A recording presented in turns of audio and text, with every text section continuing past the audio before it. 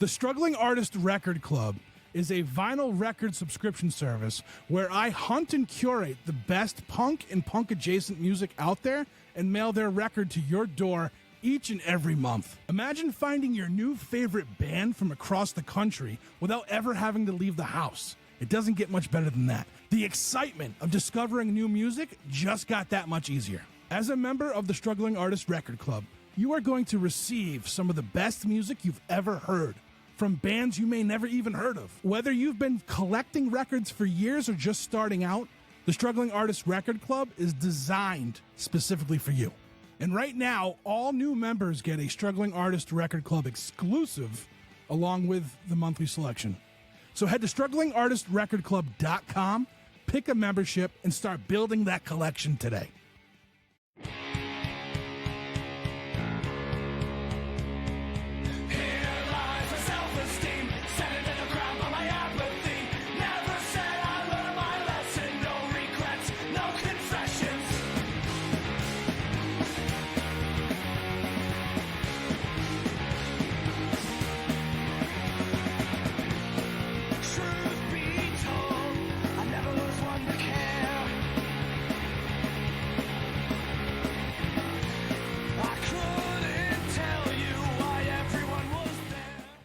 I checked out your stuff a while ago, and then I made a note, and then I lost the note, and then I came back to it when I reached out again to book you guys. Tell me something about Damndest.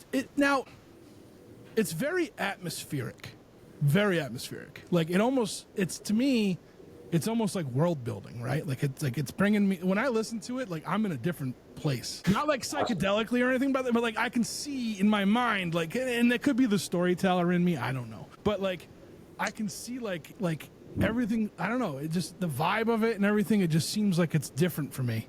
Like when I'm listening to it, you know. With that said, like, is that what shoegaze is? I don't know what shoegaze is, and I know it's like you guys kind of have that, like one of those tags on your Bandcamp for shoegaze and everything. So, what is that? What is shoegaze? And then we'll go back to what you guys do, because I think it's very unique. I think. Yeah, shoegaze was rooted out of an late 80s, early 90s scene that started in England at the time, mostly really reverb and effects driven. So bands like My Bloody Valentine, Slow Dive, Jesus and Mary Chain, things like that. I think what we do is definitely kind of a mixture of that and then like post-punk. So when you hear that ethereal sounding vocals and whatnot, that's the shoegaze side, and some of the leads are more post-punk driven. So I think it's kind of a medley of the two of them. Okay. Yeah. I like for me it's just lots of effects. Yeah. Yeah, like we love effects, and there can never be too much reverb. No doubt. So this is a project, you guys started this in 2023, right?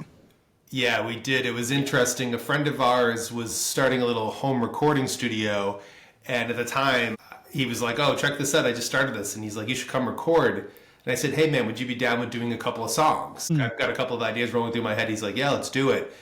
I hit a few people up, and Tim was the first call because him and I had worked together in 2016 on Alana, who sings back up with us, her original band. So we met just by chance back then and hit it off, and it just over the years have just been sending song ideas back and forth and never had a way to really do it. So when we went to this guy's studio, it was instantaneous. Like the first song we had done that afternoon, just like a full song just done. Oh, wow. Yeah. And we said, "Do you want to do this as a full band?" It's like, "Yeah, let's just do it." Every week we'd meet up and have another song done. I mean, written in the room. And these are some of the songs you're hearing on those songs, those on Spotify now. Are those ideas and it's just evolved. And that guy ended up moving to Australia. He went and got married, and we've just carried on. And Tim's an awesome drummer himself, so we've just kind of carried on that way.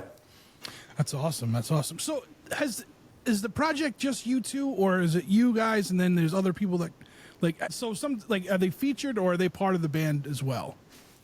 I mean, it's mostly just us two, and then we had Frankie was playing drums on some of the songs. Alana's pretty much sang on most of the songs. But, a lot of the songs, like Mike was saying, came back from when we were in that period where we were just coming in week after week, just writing songs. Like we accumulated a ton of songs in a very short amount of time. And then it was just a matter of like buttoning them all up and adding, backing vocals and synthesizers and anything else. So, you know, Not comparing ourselves to the Beatles, but we've sort of taken the McCartney-Lennon approach of like, Tim writes one, I back up his song. I write one, Tim backs that up.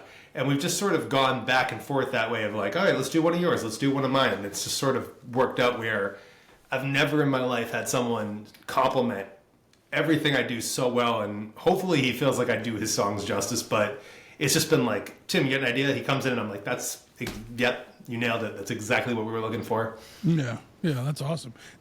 Now, have you guys, like, so you guys did a project together in 2016. Was that the end of that project? Like, did you guys really not have anything going on until now, or until 2023, or were you guys doing other things as well? I think between that time and up till now, I don't know, like, yeah, you were working on some stuff. I was working in different bands. I had just started learning how to play the drums. So I was working in a band, Emerald Comets, great band. I, did some work with other bands too, and, just kind of the years went by. But yeah, and I did a project called Hold Transfer. That was sort of my like dump of ideas for a long time. And another guy would come in and sometimes work on the records with me, but for the most part, I would just be putting them out. But it was just by myself, and I never had somebody to kind of counterbalance it. And they were also, I wouldn't give myself the credit that I was that good at home recording, to be honest. And stepping in with these guys is up to that a lot. So you guys are DIY then? Like, you guys do all your recordings yourselves and you mix, master, engineer? And I think I saw some of that on the... We don't mix and master it. We have a guy do that for us, but we do all the recording ourselves. Recording yourselves, yeah. What goes into, like, so when people record, right, and they have a sound guy that's working with them, it's sometimes it's easy to let go and let that person kind of figure it out, right? Because, like, when I always, with like work and stuff like that, like, you can't QA your own work, you know what I mean? But with art, it's a little bit different, right? For you guys, is it easier or harder for yourselves to step in and be like, all right, we got to fix this, we got to do that, you know what I mean? Yeah, I don't know if it's easier or harder. I don't know. I mean, that's a hard one. I don't think it's difficult personally. I mean, when we'll come in, we'll have kind of the guitars, bass, drums, and then, Michael just noodle around with ideas and land on an idea. And it's great to have, like, I'm there saying, oh, that sounds awesome. And it'll kind of be the opposite with, Michael have a song and then I'll be noodling around and then he'll say, that's the thing right there. I love that. And then we'll just kind of go from there. Being able to record and experiment all at the same time is probably part of it. Yeah, and I have it's just like a total amount of trust that if Tim says this sounds good, I believe him. Like even if I think we've gotten hung up a couple of times on things, but we've always landed in the right place. Like, if it's like, oh, this should come down a little bit more, or this should come up a little bit more. The self-producing part, which I think it would be cool to have a producer sometimes, but we just both have such a similar sense of what we like and similar taste, at least in what we're doing. We might like different bands sometimes, but like what we're doing, it just sort of always lands where you're like, oh yeah, that's it. Yeah. So yeah, we've been able to self-produce better than you would think. Yeah, I always think about that because, like, I write and, like, I can't edit my own shit. I can't, because I'm gonna overlook it over and over. And plus, like, I'm not smart. I just have good stories. You know what I mean?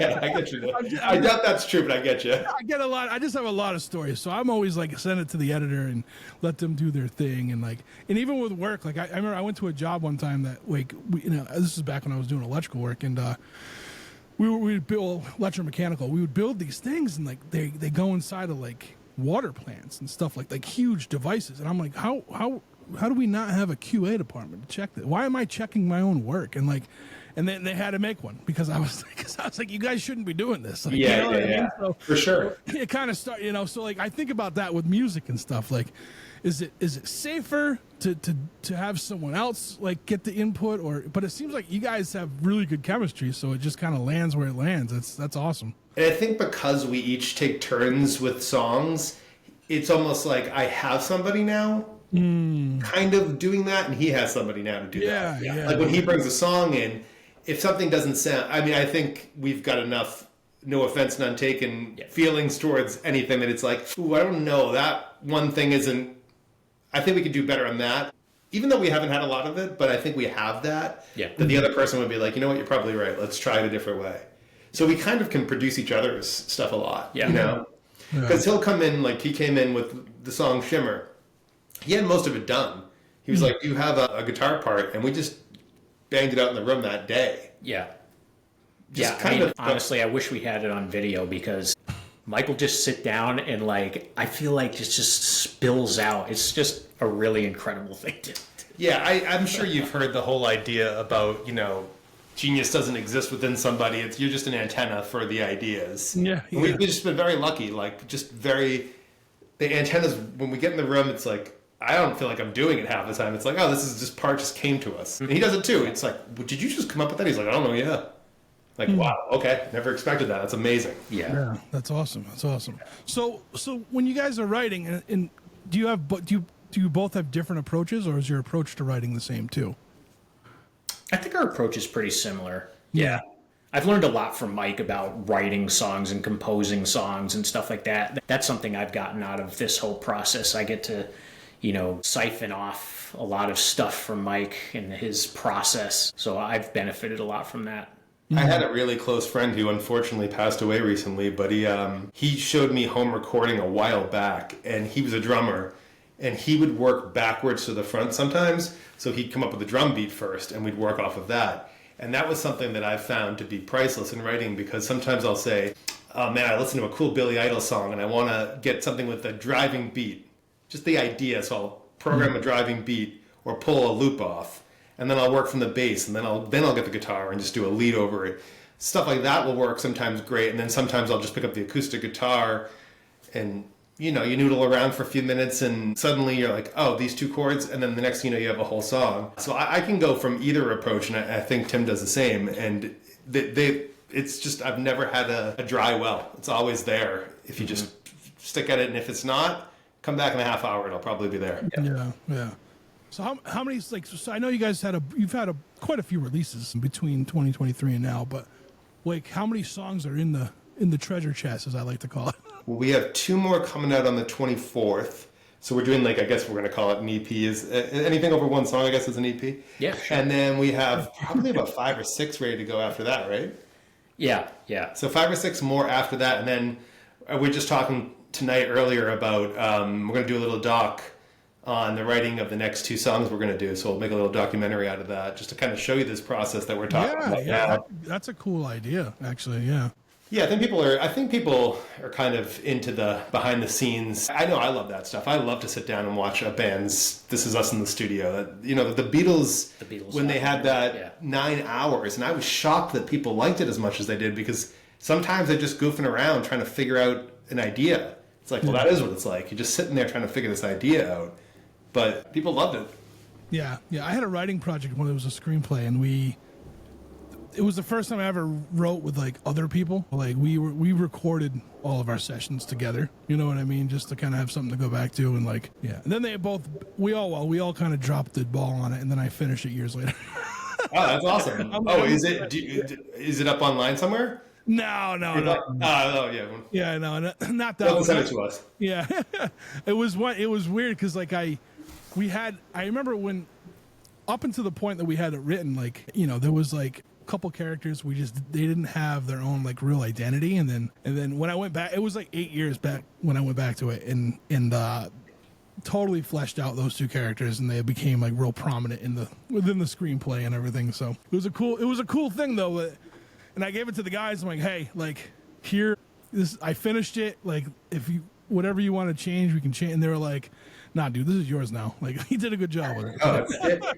So when you sit down with an idea, do you usually sit down with the overall theme, or do you start with a character? How do you usually start a screenplay? Ooh, that's you know, so the big thing with the podcast is I'm trying to figure out how to write a song, because I don't know how. Okay. Once I ask everybody, I grill everybody about their writing process. Sure. And like, I feel like once I'm able to write a song, I'll just end the podcast, because it's like, you know. I kind of love that. That's a great explanation for why you do this. That's awesome. You're mining how to do it. That's cool. I love music so much, and I have no musical talent whatsoever. None. I can't play an instrument. Nothing. So it's just to me, and I feel like that's how my brain works. Like I love the things that I can't figure out. Sure. Yeah. I was a terrible baseball player, and I loved baseball. Like I would watch every game if I could. You know, every major league game. I'm right there with you, by the way. Football. I was pretty decent at football.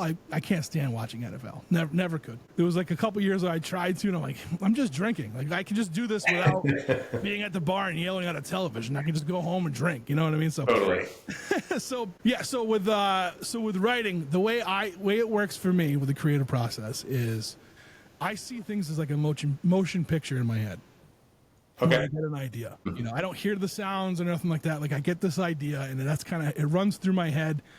Probably like and just think of like a whole movie just runs through your head instantly, and like now I have my beginning, my middle, and my end. Now I got to figure out the rest that goes inside. That's kind of how I write. I've taken a step back from screenplays, so I finished something that by the end of it I realized it's not going to be a screenplay. It's going to be a lot longer. So, but I used the screenplay format to write the first draft when I was like, this kind of works. You know what I mean? Yeah. And then I just got to fill everything in from there.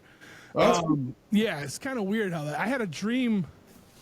So I had an idea for something in 2001, and I wrote an outline. I actually wrote like an outline, like, all right, this is how it's going to progress. But I had nothing, like I just couldn't figure it out. So I just forgot about it. 2013, I had a dream about it, and I woke up and started writing it. And then I put it back down, and now the thing that I finished last year, I realized recently is just another version of that. So I actually did it. You know what I mean? That's awesome. Yeah, it's just the idea kept persisting over time, and yeah, that's cool. I feel like I can't, especially when it comes to like writing for me, I can't force anything. Once I force something, like I could tell. You know? Yeah. So I was just having that same feeling. We were just talking about that earlier. It's like the Struggling Artist podcast. I was just saying, you know, for me, the struggle is finding the time to get the art into life, and you can't decide when you're going to be feeling creative. Yeah, that's it. You can't. Like I've spent and life gets in the way sometimes. Oh yeah. Or my own brain. Like I went through like 7 years of not writing because like I was like, this is stupid. I'm never gonna do anything with this. I need to focus on work. And I was in my 20s, and I was the most miserable son of a bitch anyone had ever met. Like I was angry all the time. You know what I mean? Like it was like crazy. And then I didn't realize it until I was into my 30s that like, hey, this is part of me. Like this is the reason why I was so angry for all those years, because I wasn't able to get it out. Yep. Yeah. You know? And I feel like music's the same way. So that's why like there's such a huge connection between like storytelling and music, because music is a version of storytelling. And like it just blows my mind how somebody can get an entire story out in, 2 to 4 minutes, and it makes sense. And then to me, like I can't do that. Yeah, no, I know what you mean. I think we all do have our sort of mediums, and those people that can do all of them drive me crazy because how lucky are they? But yeah, and it's weird because when there's songwriting, there are the people like the Springsteens or the Dylans who can tell the actual lyrical story, where it's like, I've never been great at that, but I want to make I want you to feel it in that 3 or 4 minutes. You do. I'm telling a story through feeling, less than like, I have an idea of where the lyrics are supposed to go, but what you said, and then it starts playing out in your head, is the coolest thing I've ever heard. Like, that's what I'm trying to do, is create that feeling for you. Yeah, your guys soundtracking. It's very atmospheric. Yeah, it's like a score. Like, yeah, it's like having a score. Just and I don't think it's like, when I mean, like I said, I'm not like hallucinating when I put it on. That I have substances for that, but when I'm listening to it, because like I said, it's just so atmospheric to me that like I can picture this world, and it's got like these vibrant colors, and and it might be the real world. I don't know. My glasses are terrible, so maybe I need to see the world in high definition. You know what I mean? Sure. But like, yeah, it has that whole vibe. Like I can just sit there, and I think your music would be awesome to like write a story to because of that. You know what I'm saying? Oh, cool. Well, I'm excited for you to hear. I don't know I think I forgot to send you the next 2 songs coming out, because I think they even go even deeper into the atmosphere. Until You're Free and Nesting Doll? Oh, yeah, you've heard that? Yeah. Oh, perfect. Okay, I did send it to you. I still have your EPK. It's all hooked to Oh, that's right. Yeah. I feel like we dive even deeper into the atmosphere on those songs too. And that's a good segue because I wanted to talk about those two songs. Oh, cool, yeah. This will come out a week or so after they drop, so it'll be a good reminder for people to go back and listen to it. You know what I mean? Awesome. Yeah, cool, perfect. Yeah, let's talk about those songs. Tell me, when was when was the process started to write those ones? What were you going for? You know what I mean?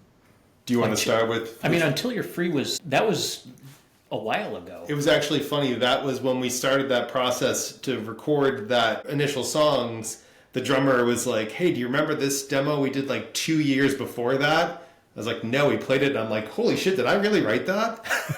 I'm not trying to compliment. I just was surprised. I'm like, and then I started playing it and I go, "Yeah, those are my instincts. Like the chords, everything makes sense." But I had completely forgotten about it. We were like, "Holy let's go for this." So we just kind of added a melody into the top of it. And when Alana came in and sort of did the female, soprano bass sort of atmosphere, layered, I was like, my God. And it doesn't follow a normal structure, verse, chorus, verse. It just trails off into that mesh of guitars. And then Tim was like, "Why don't we do this little guitar?" He shows me it. I was like, Jesus, man. It just kept stacking layers of this keeps getting better. Yeah. I mean, that song was super inspiring. I mean, that was probably the longest time that I had spent trying to come up with guitar lines on a song. I would come to the song and I'm like, no, that's not quite right. And I would leave. A day later, I'd come back. I'd try something. Yeah, okay, that's the idea. I spent a long time on that song. It's such a good song. No, it is. I liked both of them a lot, and they definitely have I don't know. They definitely go a little bit deeper, right? And all the songs are good and they're very atmospheric, but these ones, the latest, because I went and listened to because I went and listened to those today, and then I was like, I got to go back. And I went back nice, thanks, yeah. and everything else, because like I said, you could there's a little bit of a different vibe, feel or deeper feel to them for sure. Yeah. And that's cool. That's awesome because that just means you can go that much further. I feel like you guys have had the evolution of the music that you guys have put out in the last 2 years.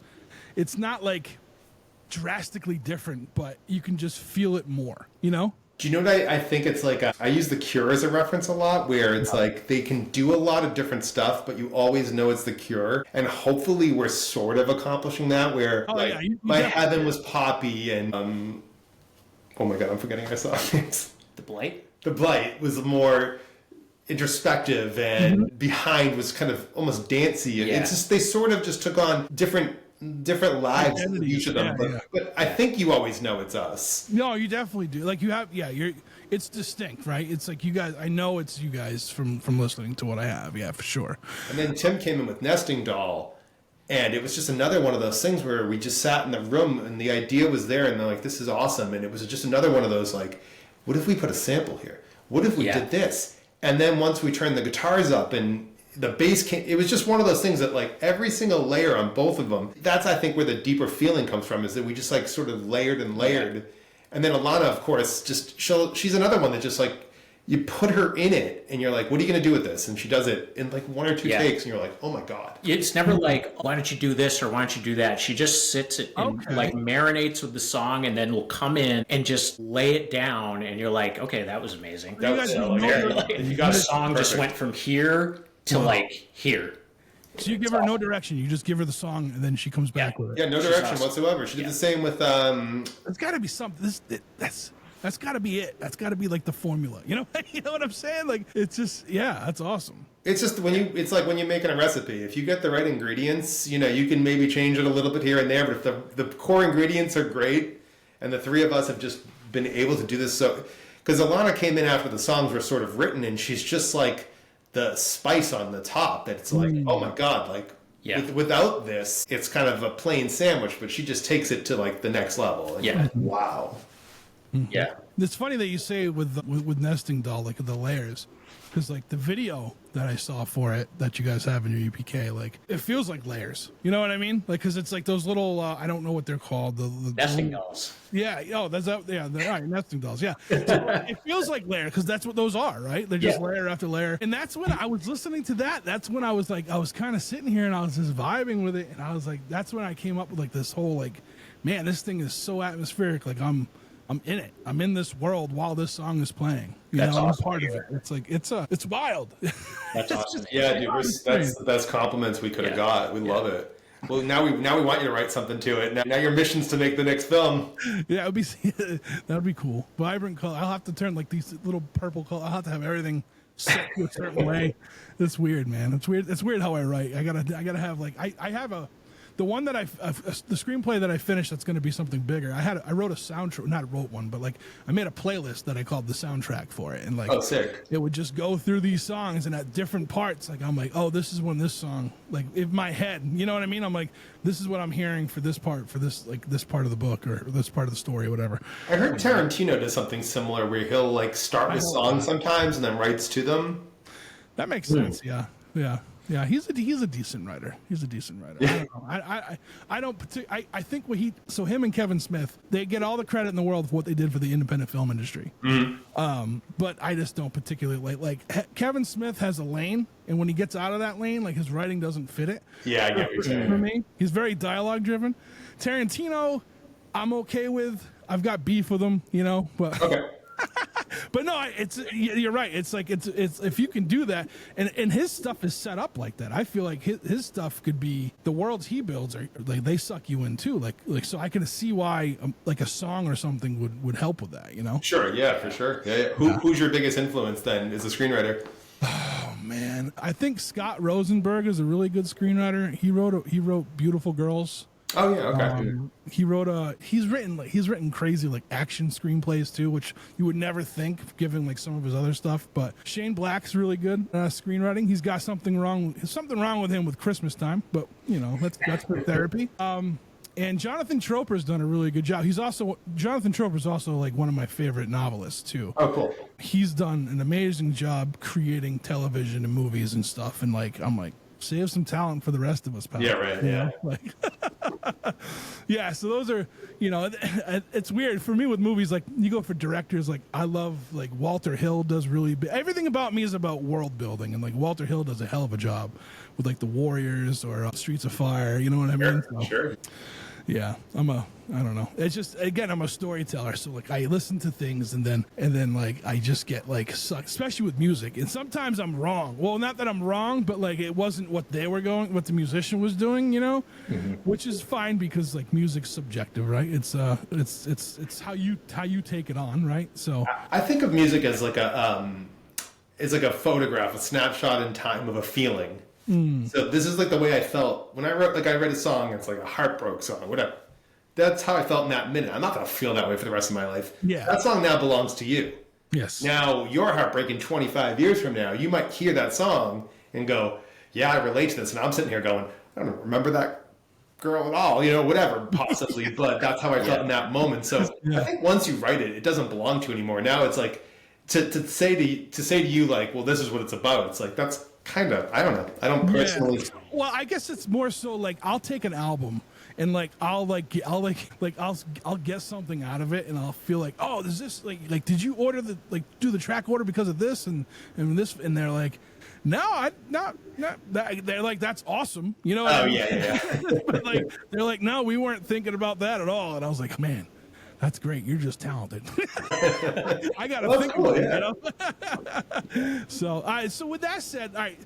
So you guys have dropped mostly singles, right? You don't have an album out there, right? No, not yet. Right, good. Because like all I have is like your EPK and then Bandcamp. I don't use the other streaming services all that much. Oh, okay.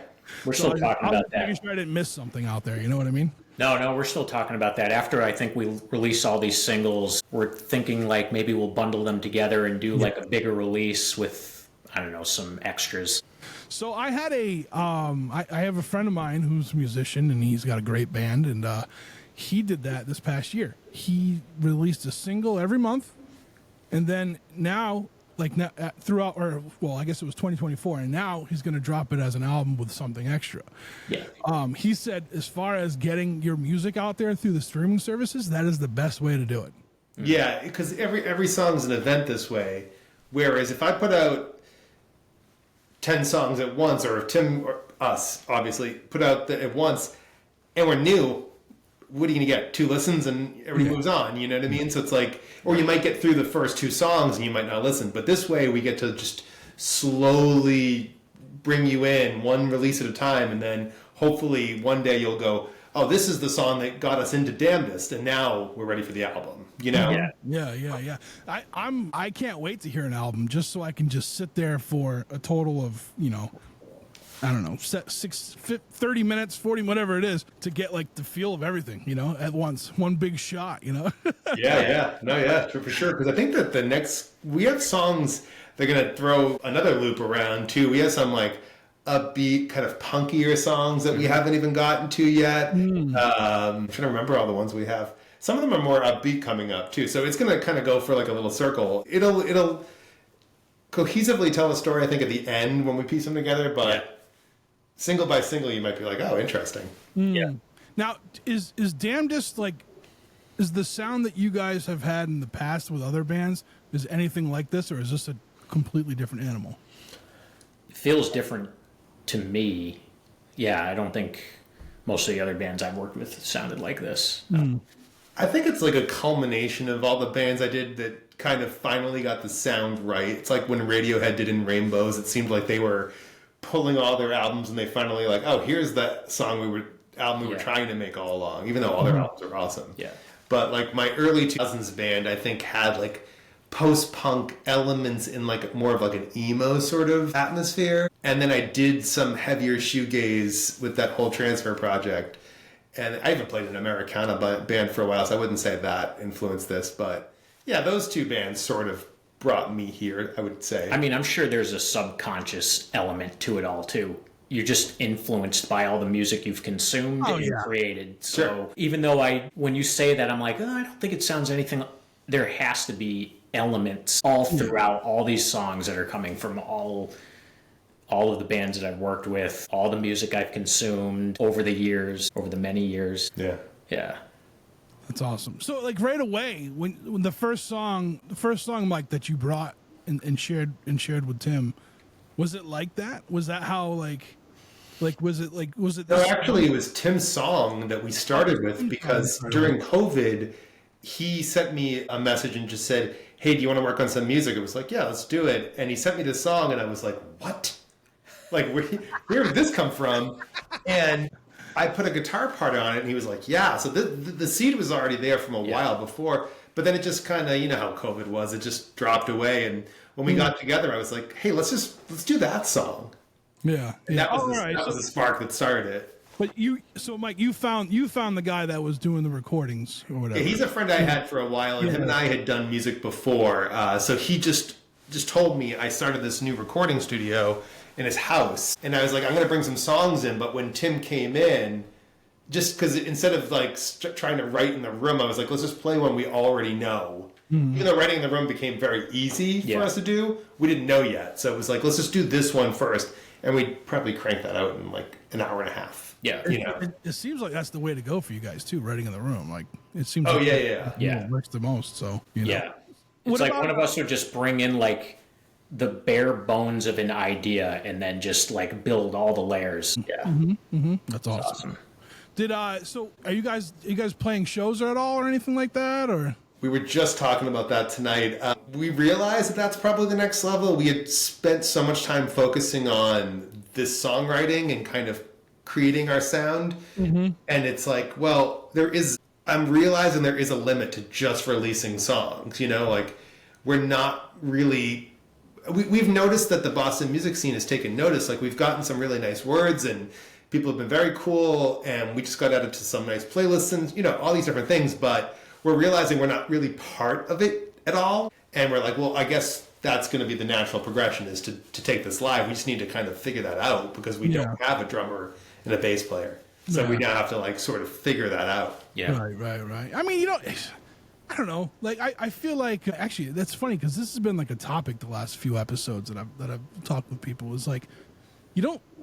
I feel like you don't have to do live music until you want to do it. You know what I mean? Like you know, and you know, like because like I mean I don't think you're limited by not doing it by doing shows.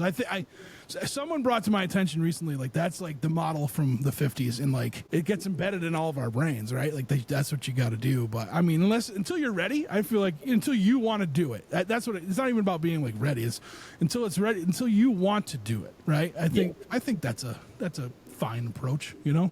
Yeah, I feel like we took a lot of like the creative energy and just focused it on creating the songs, and you know, all of that energy that might have been spent like pulling together the live show and, you know, booking shows and everything, it was like, nope, we're just gonna like create a body of work. And then, you know, we just didn't even think about playing live shows until probably only recently. We started talking about it, and then it's like, you know what, now we have, you know, a decent amount of songs. It would be great to go out there and play them. So I've also seen too, like, and this has been over I want to say over the last 2 years, and I've talked to a lot of people that do this too. Like they're just duos that go out there, and they'll have a drum machine, and sometimes they don't even have a guitar. They're just two bassists playing, and they're singing, and it's awesome. You know what I mean? Like I feel like you can make it work. You know, we do have that nuclear option if we want to use it, where we've have the guy that does our mixing and mastering give us the tracks with just the backing line. We do have that. I think we both come from the world of wanting to have a drummer, but I think we're going to learn them with a backing track. And if we can't get the drummer and the right opportunity came up, we were like, oh, we're going to do this big show. Do you want to join? It's like, yeah, this sounds like a really cool opportunity. We would do it, but I think we also would like to have the drummer option as well. You know, bass player is easy. We can find one of those, no problem. Drummers they're always the hardest part to find, because you want somebody that's going to give the songs the proper attention that they deserve, you know, and not just play a drum beat to it. It's like, no, we kind of want you to know how to play the song, you know? Yeah. So with that said, I know you said like, you know, people have taken notice. I noticed you guys Vanya Land did a little piece from you guys, right, on you guys, you know, and like I go to Vanya Land quite a bit to look for news and stuff like that. So awesome. That's awesome. That's great. That's, you know, and you're getting out there. If you're getting out there already without doing the shows, when you do them, I feel like it's gonna be an awesome thing too. You know, once you get there. Yeah, we also want to, like, we've been talking about this, like, how do we do the show right? What do we want the show to look like? How do we want to go out there? You know, you got to have some kind of atmospheric thing going on. That's it. Yeah. We're already talking about getting projectors and the lights, and it's like, we can't just go with these songs. We can't just go up there and play the songs. We need to make it into an experience, you know? I tell you what, there are some Boston music community bands out there that do stuff that go all out. They're friends of mine. I've had them on here before. One is Thou Merciless Graves, very atmospheric and very like sea shanty almost songs, but they have a full production. Awesome. There's like a sea monster, there's like floating jellyfish. Like, it's cool. It's like, and like that's something you don't see often, and now that like it's out there, I'm like, wow, why wasn't this always going on? You know what I mean? Like, a band called Your Friends in Hell that I'm very good friends with. They do a similar thing, and like they had a half a ween. It was like it was in between, you know, it was the halfway to Halloween, and like they were playing music and people were coming up and playing games. Like they had games going on. Like it's a cool. That's like sick. you can. There's a thirst for that out there. You know what I mean? There's a hunger to see that stuff. So I don't think for one second that like you can't do that. You definitely can. You know? Oh, cool. Oh yeah. Yeah. Maybe we'll do less shows, but the shows that we do are going to just be bananas. Yeah. That's what I think idealistically would be. It's an event. It'll be an event. Like, it might not be every month, but it'll be an event when it does happen. Now you guys have some synth in there too, I hear. You know. Yep. What? So is that, again? I'm not a person that really knows genres that well. I just call everything rock and roll, right? Everything's just rock and roll. Sure. But is that like a post punk thing? Like kind of like a post punk kind of thing? Because there's a lot of bands I know that I love, and they use that post punk tag, and like they have the synths, and they, you know what I mean? They're doing stuff like that. I think with like a song like My Heaven, which is synth heavy, I was, thinking about the Psychedelic Furs and like New Order and those sound like, I think they all fall into the post-punk, but they also had like a really pop element of new wave to them as well. And that song at least, but then we used synth in Shimmer too, which is way darker and different. So I think that's more post-punk, I would say. I definitely don't know all the classifications and stuff like that, but it was just like, this song needs something else. Let me turn. Oh, there's a synth. Like, let me just do. I'm not a keyboard player. I'm not a piano player, but it was just like, I don't know what's going to sound cool. Oh, those chords go together. I don't know. It just sometimes it works, and sometimes you try that, and you're like, yeah, that just sounded terrible. Yeah. And the song does not need synthesizer, at least not for me. Now, who wrote Until You're Free? Did I say that right? Until You're Free? Yeah. Yes, yeah. That was me, yeah. Okay. Yeah, let's talk a little more about that one. I don't feel like we touched on that one quite yet. Yeah, that was just I don't know how to describe it. It's like a conversation with yourself. I sort of envisioned it where you're just trying to talk yourself down. So I think that the chaos of the sound is sort of like, with the low ethereal vocals, is sort of like you're trying to stay calm within the chaos that's happening all around you. But it's also like a beautiful chaos. But, it's like, imagine, see, now I'm having to piece my own thoughts together. Like, of how did I come up with this sort of like a panic attack, but you're comfortable in it. Like, it. So you're just kind of talking yourself through it. As all that sort of happens, because there's a lot going on in there. There's 3 different lead guitar parts, 3 leads at sometimes. That's why I spent so much time on it. I was like, it's got to be filling just the right places in the song, because there is a lot going on, so I can't just noodle around for 4 minutes. Yeah, that one took one of the longest to mix, because it was just like every version back, you're like, yeah, but I just need a little bit more balance on those guitars, and to get that to... They're really kind of like almost like not competing against each other, but they're sort of just like your turn. They're just kind of bouncing in and out. Yeah. And you said that was an older one, right? From a while ago? Yeah, that was found in these archives with the guy Frankie. Him and I had done a record, probably back in like 2017. And then after that, we had met up a couple of times, and he just had these demos that I just had forgotten about. So when he brought them out, I was like, wow, didn't even realize we had done this. But like I have like certain instincts that I know, like certain chords that I know, like I love them so much that I use them a lot. And I was like, oh yeah, this is clear. Yeah. It's like discovering your own song. It was crazy. It was fun. It was fun.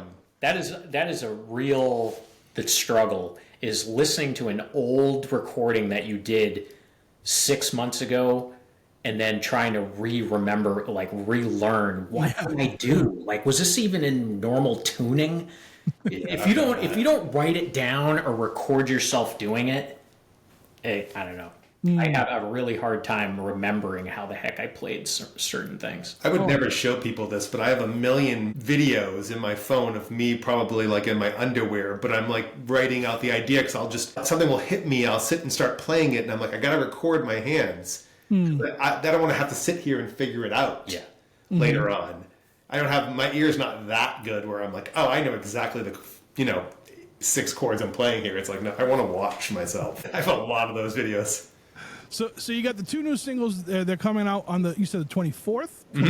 24th of January. What's next in the tank for you guys? Like, what are you working on? More songs, you said.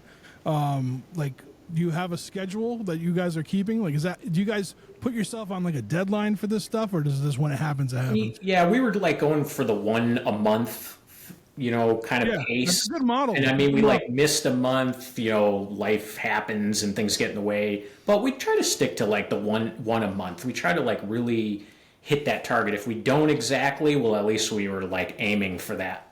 Yeah, we're gonna record we're gonna start filming the music video tomorrow night for Until You're Free. And then once we get that done, it's sort of like, okay, we can start thinking about the next 2 songs. Like, do we need to re-record the vocals? What do we need to do to fine-tune that up before we send that to be mixed and mastered? Yeah. And we kind of just start the process again for the next. And I think I liked doing this little mini EP of 2 songs. I think that would be cool to do again. Yeah. And just do another one of those. A side and a B side, like it's in yeah, I think that works. Yeah. Yeah, I feel like it gives, and especially like the two sides of the coin sometimes, with this one Until You're Free is sort of upbeat and Nesting Doll is sort of like slower. It was like, this is kind of cool for like a balance to each other. And we'll kind of look through, I think, like Falafel Bros and a couple other songs that we had. All of our The songs working titles for some of the songs are hilarious. just hilarious. That's awesome. They're mostly based around peppers, but they're all food based. Like hot peppers. Yeah, Every hot single peppers. song was like a different. I started running out of hot pepper names. Hungarian wax. You got a Hungarian wax pepper? No, but No, but now we that's do gonna be now. one. We do now. Yep. That's awesome. Oh, that's great. Do you guys have any I don't know, desire to put out like physical media at all or anything like that? Or I think it would be great. Yeah. that was I think it'd be great. a quick answer from the Tim camp. Yeah. Yeah. I'm always in Tim camp, so whatever Tim likes, I'm in. No doubt. I'm sure like once you guys get something, like if you're gonna put out like a record, an album or something, you'll have something ready for that. It would be cool to do like the record and then add songs that hadn't been heard. Yeah, just new songs to the end. Or Give something people like a that. reason, yeah. Yeah, that's always a fun thing. That's always a fun I line. like the photo book ideas that some bands have done, like just to give you, like I like that stuff. I mean, because of course you can look online or you can listen online, but it's kind of cool to give them that physical sort of extra. You have this. I mean, I know certain bands put out a record and I'll buy their album. I'll never actually listen to the vinyl, but I want to own it. So I'll buy certain albums because I'm on the go all the time. I'm always listening to my headphones. I'm not going to sit at the home with a record player as much, but Yeah. it'd be cool to have it. Yeah. I had this. I wish I could remember the name of the band. This doom folk band from like somewhere in like the Midwest, and they put out like a hardcover like book to go with their digital album, and like it's almost like an old Western kind of thing, and it works. You That's know? sick. Yeah, I would love to do something like that. Especially that. I mean, like the internet's made things really easy. Like you can self-publish books now. You can do a lot of stuff now that back in the old days, I remember bands where we had to pay thousands of dollars to make the album and then thousands of dollars to mix and master it and then print out the CDs and you're $10,000 in. Yeah. And you don't even know who's listening because there was no numbers. I don't love the numbers game now in music where everybody has to see exactly how many listens you get and whatever. I think that's kind of killing it too. But in a way, it's also like it's nice to have the analytics and know it's working. Yeah, you're right. And I don't. There's like because like even venues now, some venues ask you like, what are your streams like? Yeah, it's like None of your fucking business. I'm an asshole. I don't know. I would never like if someone ever said that and like I was there. Like, good thing I don't manage bands or anything because I'd be beating up venue people. like, how dare you ask that? You know what I mean? Like, do you like the music or not? You know, Well, that's just it, right? You got to take a chance on people sometimes, and they don't. Nobody wants to take chances anymore. It's like, show us you have 8 million followers on TikTok, or else we're not interested. It's like, well, how am I going to get 8,000 followers on TikTok if we don't get a chance to play? You know, it doesn't make sense. Yeah. It's like when you go for a job, you need experience. I'm trying to get that. You know. Yeah, exactly. For sure.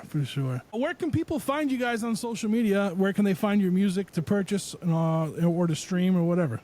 So Instagram, I think it's at Damndest Band. Oh, we have different handles. I think on TikTok, what is it? Damndest on TikTok. At Although we Damndest. haven't really been keeping it. Most of it's on Instagram for like our presence. Then we have the site too, which is damndestband.com. Damndest Band. That's like just we accumulate everything there.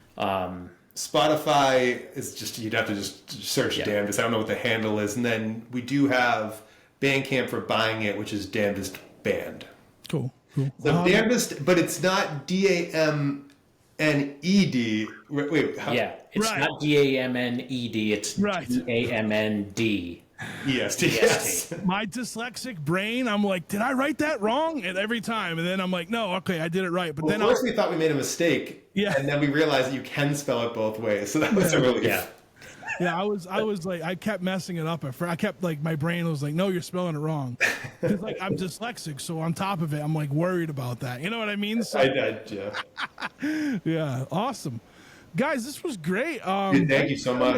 Like again, I apologize for the couple moving of days around and everything to get you here. I'm happy you came on. Whenever you guys have stuff coming in the future, hit me up. We'll get you back on. Will. You're part of the family now over here at the Struggling Artist. And if you guys end up doing live shows, let me know too. Oh, we'll keep you definitely posted, man. We really, really appreciate this. Yeah, of course, man. Of course, I like what you guys are doing, and keep doing it, man. Keep building those worlds. Maybe maybe I shouldn't say that.